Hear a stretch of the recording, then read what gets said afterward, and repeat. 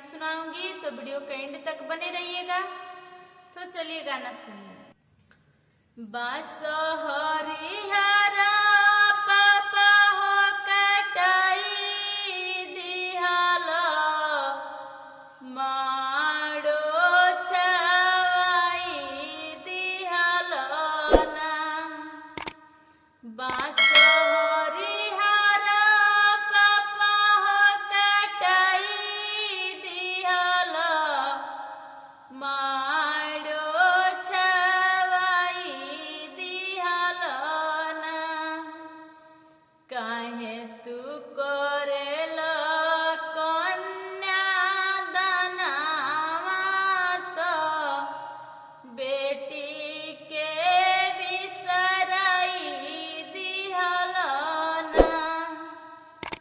बांस हरिहरा बेटी हो कटाई दिहानी, माड़ो छवाई दिहानी ना।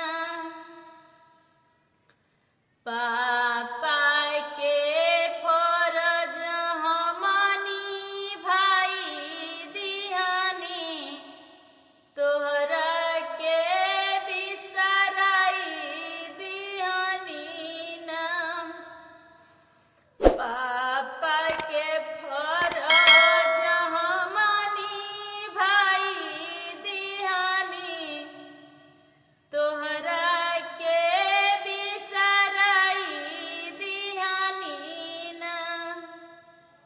धनवा अइसना भैया हो छिटी दिहाला, बहिनी के तेजी दिहाला ना। हाथवा धारा के बहनोइया के ससुर भेजाई दिहाला ना। हाथवा